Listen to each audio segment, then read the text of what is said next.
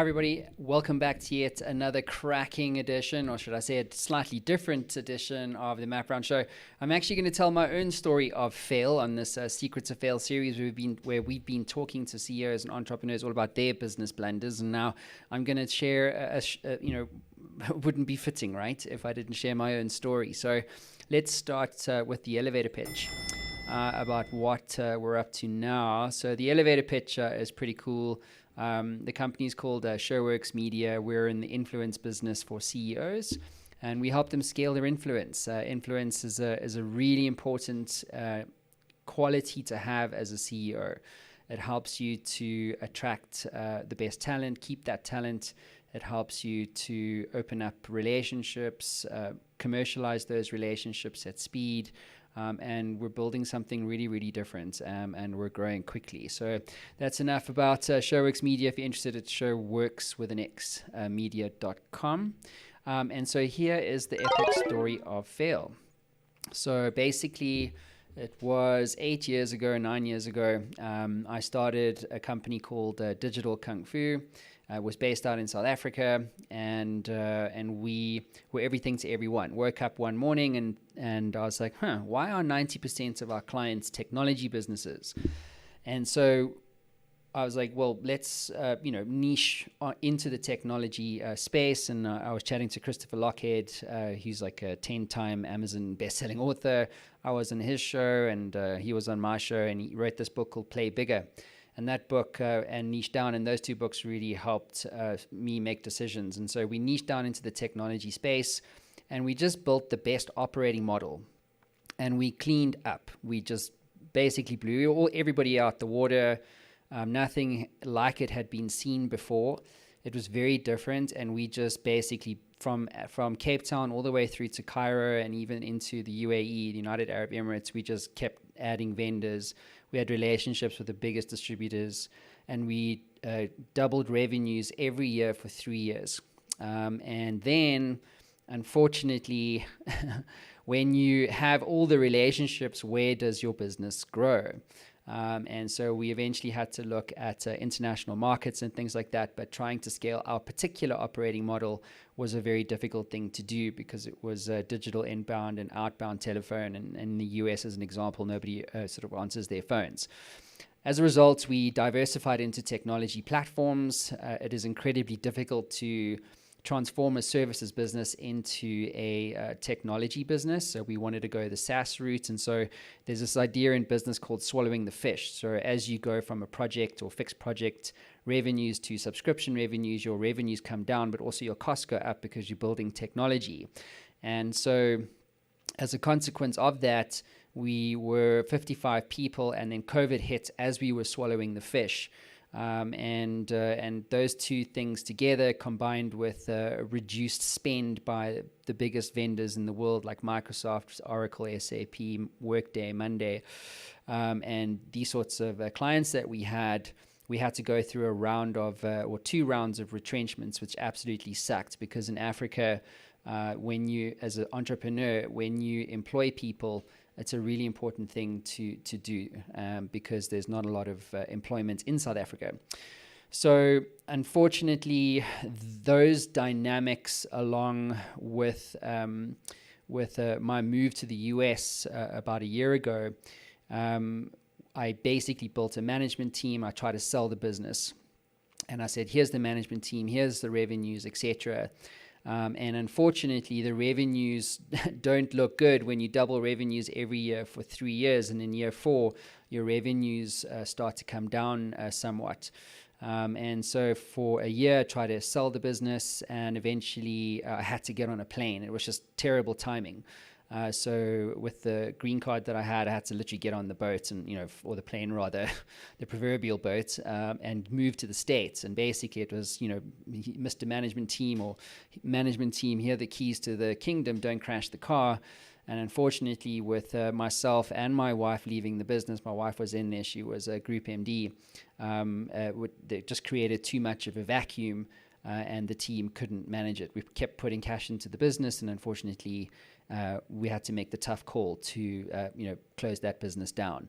and along with that, put all those employees, out of work, which hurt me a lot. It really did hurt me and my wife significantly, and that really, really sucked. So, what did I learn from all of that? So much. I really did learn so much. I think one of the key things I learned was and it was funny because, I think 3 years into the business, when we were just dominating, we won Africa's Best Tech Startup Award, went to London Tech Week. We were like the glamour business of digital, lead gen or pipeline generation. And I went to my mentor and I said to him, listen, I've got my opportunity to move to the States. What do you think I should do? And he told me, listen, you should sell the business. And I was like, I'm not selling this business. We've been doubling revenues every year for 3 years. Why on earth would I sell the business? And I wish I'd listened to him then, because the story when you exit a business, and I've sold businesses before, but the story when you exit a business, you have to time your exit well to get the highest valuation possible, because an acquirer is always going to try to pay you the least amount of money. And will be aggressive in their terms so that, they can keep you around or like promise you the earn out and so forth. And there's too much risk in all of that, especially when you are not in the business or you can't be. And so just so many different factors, prevented the ability of myself to sell the company in time. I should have started that process earlier and spent a lot of time and money trying to sell it too late. I think the other thing that I learned was that people are everything in a business, and it's really difficult for people to understand that when a business dies, that it's not, you can't do anything about it, right? When you decide that your business must die for whatever reason, or whichever combination of reasons. It's difficult for people to understand that it's no longer, an income generator for them. And so you take a lot of heat for that. And so I took a lot of shit on social media for that. And unfortunately, like, you can try and explain as much as you can, but eventually people just are too emotional about the fact that, you're no longer paying them a salary. And so that was a tough one. But I think the greatest lesson that I learned at all overall is that you really have to be thinking constantly about the future, and I really do believe that only the paranoid survive. If you are building a business and you are thinking that you're the rock star, which is I fell into my own Kool-Aid trap, quite frankly.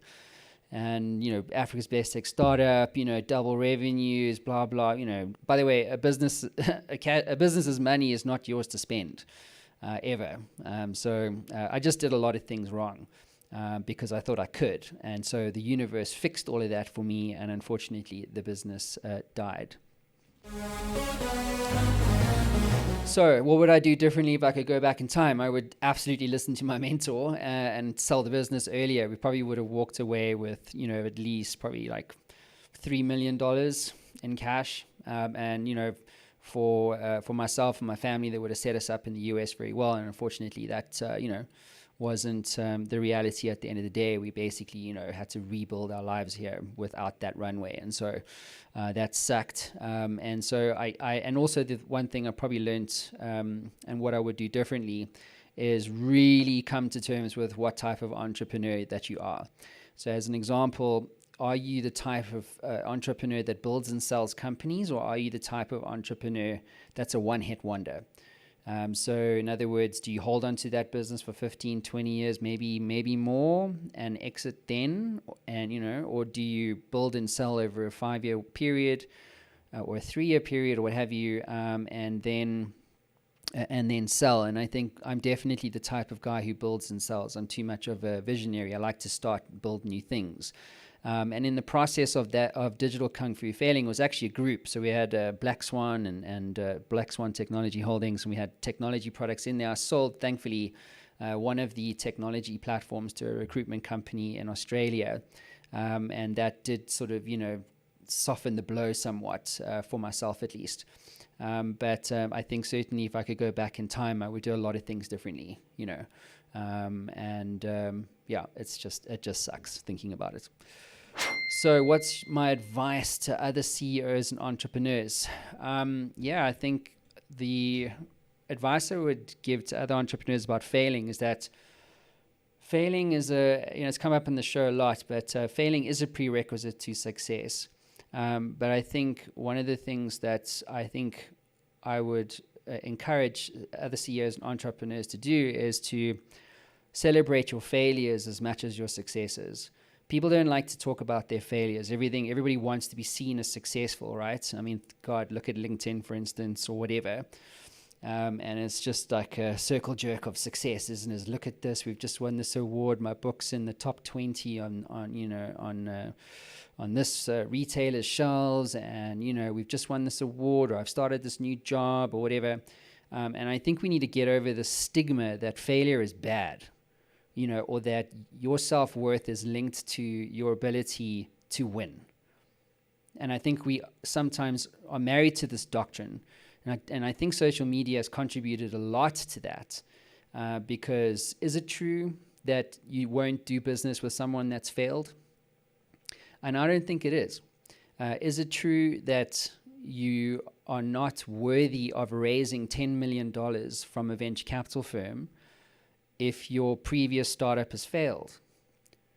I don't think it is. And Steve Blank said to me, he said, Matthew, you know what? He's been on my show a couple of times. He wrote 4 Steps to the Epiphany and Lean Startup Method and stuff. And so he said to me, in Silicon Valley, Matt, we have a word for a founder who's failed. And do you know what that word is? I was like, what's that word, Steve? And he's like, experienced. And that reminded me that in my best-selling book, Your Inner Game, I wrote about this idea called QBE, or qualified by experience, in that you only get to become who you were meant to be through a process of experience. No one book, no one MBA, no one business is going to teach you everything that you need to know to really become successful. As an entrepreneur and as a CEO. Over the last 25 years, I've founded 14 startups, had multiple exits, and a lot of failure, like Digital Kung Fu.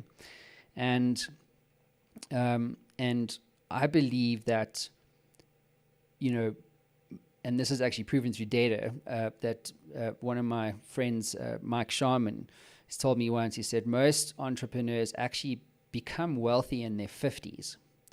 And when I asked him why, he said they have to go through this journey of failing and learning and growing and becoming, because without that, you cannot become successful. It's not possible, right? You get one-hit wonders. Like my first business, I was 26 years old, and it was a record label. I wrote about it in my book, and I sold that business, and I thought I could walk on water. 26-year-old guy who sold a business, yeah. What does he really know about life? And he thinks that he can walk on water, and that's exactly who I was. And then my next 2 businesses failed because I had to go through that process, and I wouldn't be who I am now. I wouldn't be able to have the perspective that I have now if I hadn't had those moments, or those teaching moments, those moments of failure. And we just don't celebrate that enough. We just don't. And that's why I did this series, The Secrets of Fail. Because why aren't we talking about this? Why aren't we, breaking down the stigma that failure sucks, or that failure does suck, but why is it bad? Is failure bad? Is it a bad thing? It's like, oh, you fail, like go away. Like, no, it should be celebrated. Listen, people need support. And in the context of building a business, failure is literally like 9/10 of the law. I know, and I've learned that in the process of failing, business is binary. So you either fail and the thing dies, or you hang on to it and you exit it, or you have some kind of liquidity event. So your job as a founder is just to keep it alive. Your job as a CEO is just to not, even if you're at scale, if you're doing 50 million a year, shit happens, right? COVID decimated lots of $50 million a year businesses, and so balance sheets matter. So my point is, qualified by experience, these lessons, these stories are here to inspire us and to let us know, I hope, that we are not alone. Because entrepreneurship is lonely, it's hard, and it's not for everybody. Anyone can do it, but it's not for everyone. My wife won't do it whatsoever. She's like, I've been in your world, I can't do it, I don't want to do it. And that's okay. But for those of us who choose this path, those for us who choose this to suffer every day, those of us that choose to be in the trenches every day taking grenades, for those people, that's what the Secrets of Fail series and the Matt Brown Show is for.